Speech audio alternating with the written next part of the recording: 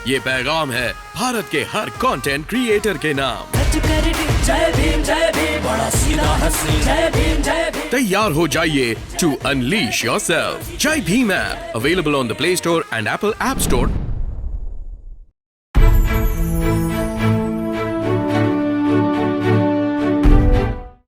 जय भीम, नमस्कार।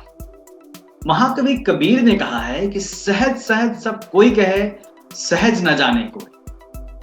हालांकि जननायक कर्पूरी ठाकुर का जीवन सहजता का पर्याय था। जी हाँ, जननायक कर्पूरी ठाकुर की बात हम इसलिए कर रहे हैं क्योंकि आज उनकी जयंती है। कर्पूरी ठाकुर का जन्म भारत में ब्रिटिश शासनकाल के दौरान समस्तीपुर के एक गांव पितौंजिया में 24 जनवरी 1924 को हुआ था। और कर्पूरी ठाकुर अपने दौर के वो नेता थे जिन्होंने कई ऐसे मानक गढ़े, कई ऐसे कीर्तिमान बनाए और ईमानदारी की जो मिसाल एक पेश की, उसकी बराबरी बिहार में उनके बाद आज तक कोई दूसरा नेता कर नहीं पाया है। बाद में उनके सम्मान में इस गांव का नाम कर्पूरी ग्राम हो गया, जिस गांव में वो जन्मे थे। इससे अंदाजा लगाया जा सकता है कि उन लोगों के बीच में, बिहार की जनता के बीच में कितने लोकप्रिय रहे। सामाजिक रूप से पिछड़ी किंतु सेवा भाव में महान लक्ष्य को चरितार्थ करती नाई जाति में उनका जन्म हुआ था, जिसे निश्चित तौर पे एक छोटी जाति माना जाता है। कर्पूरी ठाकुर भारत की स्वतंत्रता सेनानी, शिक्षक, राजनीतिज्ञ तथा बिहार राज्य के मुख्यमंत्री रहे। पहले गैर मुख्यमंत्री रहे, ये भी कह सकते हैं। इस रूप में भी उनको याद किया जाता है। लोकप्रियता उनकी इतनी थी कि इसके कारण कर्पूरी ठाकुर को जननायक कहा।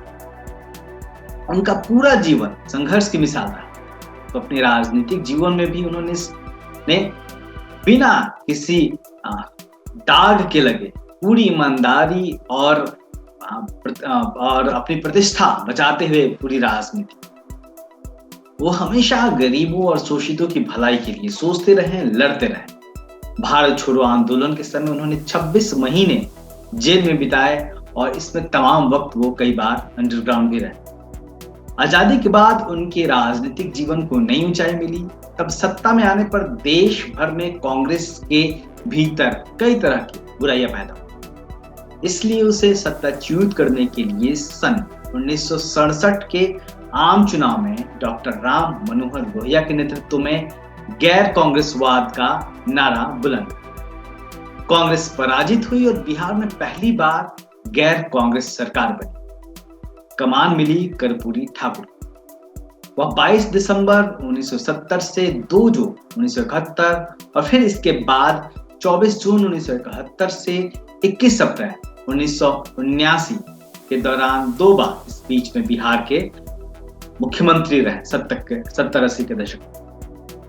अपने शासनकाल में उन्होंने गरीबों के हक के लिए काम किया। पहली बार मुख्यमंत्री बनने पर उन्होंने अति पिछड़ों को हक दिलाने के लिए मुंगेरी लाल आयोग का गठन किया।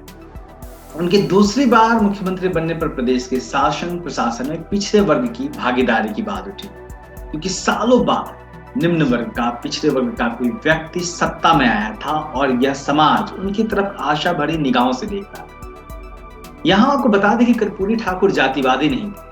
वो जाति की राजनीति नहीं करते थे, लेकिन जाति के आधार पर जो देश के, समाज के निम्न तबकों के साथ भेदभाव हुआ लगातार और जिस तरीके से उनको तमाम हकों से वंचित किया गया, उन्हें वो हक कैसे मिले, वो इसके बारे में अक्सर सोचते थे और उन्हें हक दिलाने के लिए काम भी करना चाहते। मुख्यमंत्री के रूप में इन्हें यह मौका मिला और तब उन्होंने जब नौकरियों में पिछड़े वर्ग के लिए आरक्षण की मांग की जाने लगी, तो कर्पूरी ठाकुर ने मुख्यमंत्री की हैसियत से उस मांग को संविधान सम्मत मानते हुए एक फॉर्मूला निर्धारित किया और काफी विचार विमर्श के बाद उसे लागू भी किया, जिससे पिछड़े वर्ग को आरक्षण मिलने लगा। हम आरक्षण की जब भी बात करते हैं तो शाहू जी महाराज का नाम लेते हैं, बाबा साहब डॉक्टर अम्बेडकर का नाम लेते हैं, लेकिन उस मायने में जो सामाजिक न्याय की बात थी, भागीदारी की बात थी, वहां पे कर्पूरी ठाकुर ने भी काफी अहम योगदान दिया, काफी अहम योगदान रहा।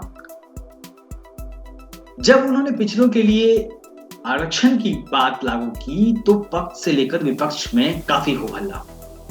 कई लोग उन्हें जातिवादी कहने लगे। अब्दुल बारिश सिद्दीकी, जो कि पूर्व मंत्री हैं और बिहार के एक बड़े चेहरे हैं, बड़े नेता हैं, जिन्होंने कर्पूरी ठाकुर के साथ लगातार काम किया है, उन्होंने फॉरवर्ड प्रेस को एक इंटरव्यू दिया जिसमें उन्होंने साफ साफ बताया कि जब कर्पूरी ठाकुर ने रिजर्वेशन दिया उस वक्त में जो अगड़े थे वो उन्हें उनकी मुंह पे, उनके सामने गालियां दिया करते। लेकिन कर्पूरी ठाकुर प्रतिक्रियावादी नहीं, वो इससे सरप्राइज नहीं थे कि उन्हें गालियां दी जा रही है रिजर्वेशन की, क्योंकि कहीं ना कहीं वो जानते थे कि इस तरह का फैसला लेने पे उनके सामने ये चुनौतियां आएंगी।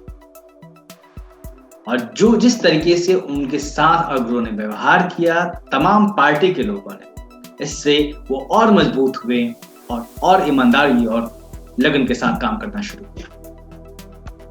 लेकिन इस तमाम कवायद के बीच में कर्पूरी ठाकुर का व्यक्तित्व एक बार और व्यक्तिगत तौर पे बेहतर छवि के साथ उभरा, उनका कद और ऊंचा हो गया।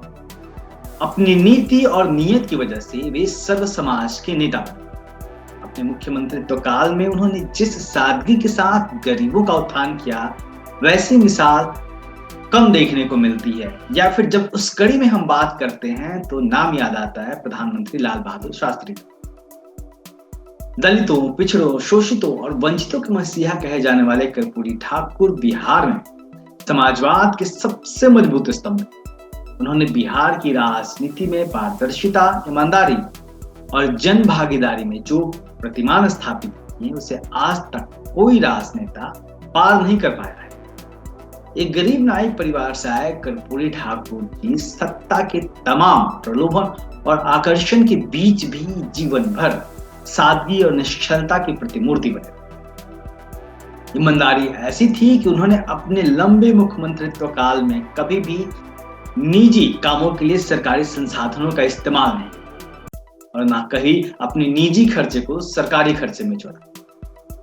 उनके घर, उनके समकक्ष रहे पहले के जो नेता थे, उनके घर तमाम लोग उस वक्त में कीमती गाड़ियों का काफिला देखते थे, देखने को मिल जाता था। लेकिन जब वो कर्पूरी ठाकुर के घर आते थे तो कर्पूरी ठाकुर खुद अपने परिवार को उन्होंने कभी भी सरकारी गाड़ियों का इस्तेमाल करने की इजाजत। एक कहानी प्रचलित है और सच्ची कहानी है कि एक बार तो उन्होंने अपनी बेहद बीमार पत्नी को भी रिक्शे से अस्पताल भेजा और आप यकीन नहीं करेंगे कि उस वक्त वह मुख्यमंत्री के पद। ऐसे थे कर्पूरी ठाकुर और ऐसी थी उनकी शख्सियत। कर्पूरी ठाकुर का स्वभाव जन्म से लेकर मृत्यु तक एक सा था। बोलचाल, भाषा शैली, खान पान, रहन सहन और रीति नीति आदि सभी क्षेत्रों में उन्होंने ठेठ ग्रामीण संस्कृति और संस्कार को अपनाए रखा। सभा सम्मेलनों तथा पार्टी और विधानसभा की बैठकों में भी उन्होंने बड़े से बड़े प्रश्नों पर बोलते समय उन्हीं लोकोक्तियों का और मुहावरों का सहारा लिया जो हमारे गांव में, घरों में बोला जाता था और जो वो लगातार बचपन से उस परिवेश में रहते सुना करते। उनका अपनी वाणी पे भी कठोर नियंत्रण था, ऐसा कहा जाता है। वे भाषा के कुशल कारीगर थे। उनकी भाषा आडंबर रहित, ओजस्वी, उत्साह वर्धन तथा चिंतन परक होती थी। कड़वा से कड़वा सच बोलने के लिए भी वे जिस तरह के शब्दों और वाक्यों का सहारा लेते थे, उसे सुनकर विपक्षी तिलमिला उठते थे। लेकिन वो यह भी नहीं कह पाते थे कि कर्पूरी ठाकुर ने उनको अपमानित किया है। इस तरीके से भाषा शैली पर उनकी पकड़। कर्पूरी ठाकुर विनम्र थे लेकिन निर्भीक। उनकी सूझबूझ का मुकाबला उस दौर में कोई नहीं कर पाया।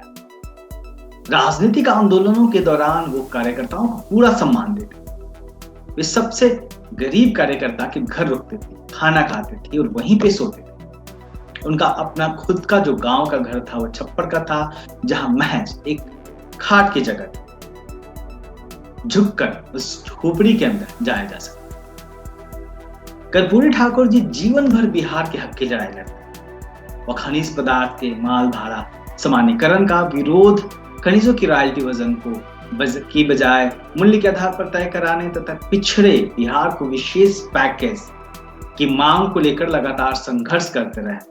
बाद के दिनों में लालू प्रसाद यादव और नीतीश कुमार ने भी विशेष पैकेज की मांग की, लेकिन यह जो मांग पहली बार उठी थी बिहार के विकास के लिए कर्पूरी ठाकुर ने। जीवन के अंतिम दिनों में सीतामढ़ी के सोनबरसा विधानसभा क्षेत्र का विधायक रहे वो, और उस दौरान उन्होंने देवीलाल द्वारा प्रदान न्याय रथ से बिहार को जगाया।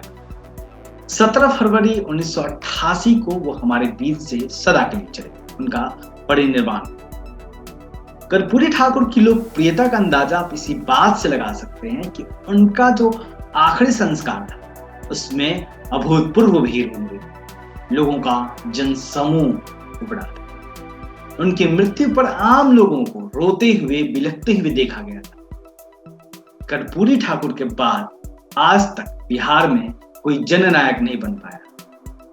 लेकिन यहां एक अफसोस की बात यह भी है कि जिस कर्पूरी ठाकुर के स्कूल से और जिस समाजवाद के स्कूल से निकलकर बाद में लालू प्रसाद यादव और फिर नीतीश कुमार बिहार के लंबे समय तक मुख्यमंत्री बने, उन्होंने ही कर्पूरी ठाकुर को सम्मान नहीं दिया। पिछले दिनों मेरी श्याम रजक जी से बात हो रही थी, जो कि वरिष्ठ नेता हैं बिहार के, और वो इस बात को लेकर काफी मायूस थे कि बिहार के मुख्यमंत्री रहते हुए तमाम पिछड़े नेताओं ने कर्पूरी ठाकुर को सम्मान नहीं दिया जो उन्हें दिया जाना चाहिए।